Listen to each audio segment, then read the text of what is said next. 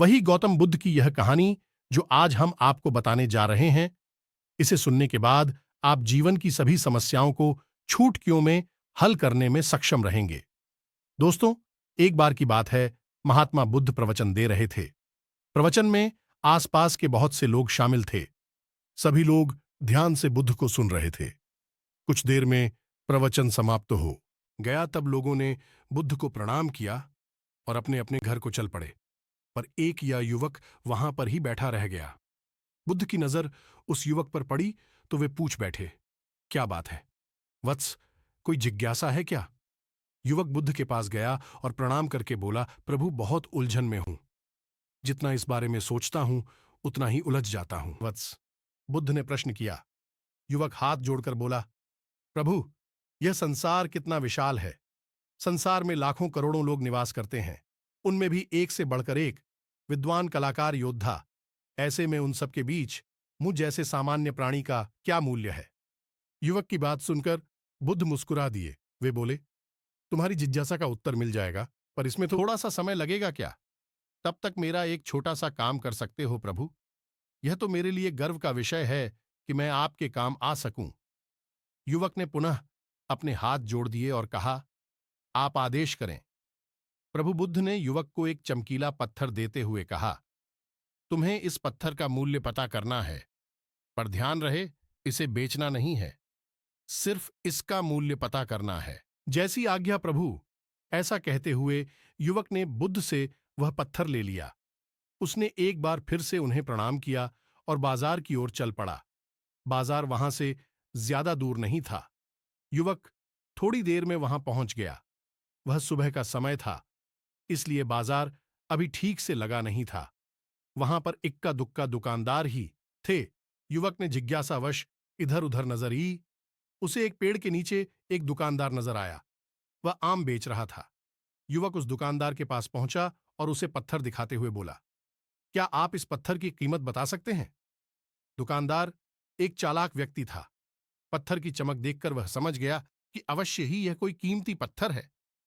वह बनावटी आवाज में बोला, देखने में तो कुछ खास नहीं लगता, पर मैं इसके बदले 10 आम दे सकता हूं। दुकानदार की बात सुनकर युवक को हल्का सा क्रोध आ गया। वह मन ही मन बुदायर समझता है, इतना सुंदर पत्थर और इसका मूल्य सिर्फ 10 आम। अवश्य ही यह झूठ बोल रहा है। युवक को चुप देखकर दुकानदार बोल उठा, क्या कहते हो, निकालू आम पर? युवक ने दुकानदार को कोई जवाब नहीं दिया। वह चुपचाप आगे बढ़ गया। सामने एक सब्जी वाला अपनी दुकान सजा रहा था। युवक उसके पास पहुंचा और उसे पत्थर दिखाते हुए उसका मूल्य पूछा। उस पत्थर को देखते ही जौहरी उसे पहचान गया कि यह बेशकीमती रूबी पत्थर है जो किस्मत वाले को मिलता है। वह बोला, पत्थर मुझे दे दो और मुझसे 1 लाख रुपए ले लो। कहते हुए जौहरी ने पत्थर लेने के लिए अपना दाहिना हाथ बढ़ाया, पर तब तक युवक ने पत्थर को अपनी मुट्ठी में बंद कर लिया था। उसे पत्थर के मूल्य का अंदाजा हो गया था, इसलिए वह बुद्ध के पास जाने के लिए मुड़ गया। जौहरी ने उसे पीछे से आवाज लगाई, अरे रुको तो भाई, मैं इसके 50 लाख दे सकता हूं। लेकिन युवक को वह पत्थर बेचना तो था नहीं, इसलिए वह रुका नहीं और दुकान के बाहर आ गया। पर जौहरी भी कम चालाक नहीं था। वह उस अनमोल पत्थर को किसी भी कीमत पर अपने हाथ से जाने नहीं देना चाहता था। वह दौड़कर उसके आगे आ गया और हाथ जोड़कर बोला, तुम यह पत्थर मुझे दे दो, मैं इसके बदले 1 करोड़ देने को तैयार हूं। युवक को जौहरी की बातों में अब कोई रुचि नहीं रह गई थी। वह जल्द से जल्द बुद्ध के पास पहुंच जाना चाहता था, इसलिए ना तो वह रुका और ना ही उसने जौहरी की बात का कोई जवाब दिया। वह तेज तेज कदमों से बुद्ध के आश्रम की ओर चल पड़ा। जौहरी ने पीछे से आवाज लगाई, यह अत्यंत मूल्यवान पत्थर है, अनमोल है। तुम जितने पैसे कहोगे मैं दे दूंगा। यह सुनकर वह युवक परेशान हो गया। उसे लगा कि कहीं पत्थर के लालच में जौहरी उसे पकड़कर जबरदस्ती ना करने लगे, इसलिए वह तेजी से आश्रम की ओर दौड़ पड़ा। युवक जब बुद्ध के पास पहुंचा तो वह बुरी तरह से हाँफ रहा था। उसे देखकर बुद्ध मुस्कुरा दिए, फिर भी उन्होंने अपने चेहरे से कुछ भी जाहिर नहीं होने दिया। वे बोले, क्या बात है वत्स, तुम कुछ डरे हुए से लग रहे हो। युवक ने बुद्ध को प्रणाम किया और सारी बात कह सुनाई। साथ ही उसने वह पत्थर भी उन्हें वापस कर दिया। बुद्ध बोले, आम वाले ने इसका मूल्य 10 आम बताया, आलू वाले ने 1 बोरी आलू और जहरी ने बताया कि यह अनमोल है। इस पत्थर के गुण जिसने जितने समझे उसने इसका मूल्य उसी हिसाब से लगाया। ऐसे ही यह जीवन है। प्रत्येक व्यक्ति खान से निकले हुए एक हीरे के समान है जिसे अभी तराशा नहीं गया है।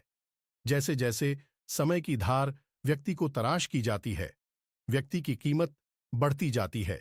यह दुनिया व्यक्ति को जितना पहचान पाती है उसे उतनी ही महत्ता देती है।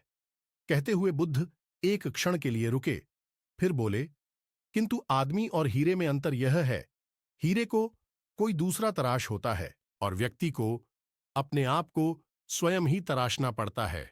और जिस दिन तुम अपने आप को तराश लोगे, तुम्हें भी तुम्हारा मूल्य बताने वाला कोई ना कोई जौहरी मिल ही जाएगा।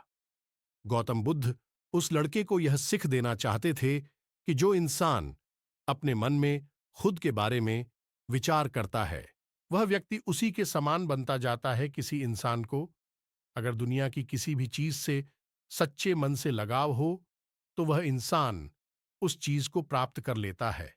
वही जो इंसान अपनी मन छाई चीज को प्राप्त करने में असमर्थ है, उस इंसान ने अपने मन में सच्चे भाव से उस चीज को चाहा नहीं होता है। वही दोस्तों, गौतम बुद्ध की इस प्रेरणादायक कहानी को आप अपने मित्रों के साथ शेयर जरूर कीजिए, ताकि उन्हें भी गौतम बुद्ध के असल ज्ञान के बारे में पता चल सके।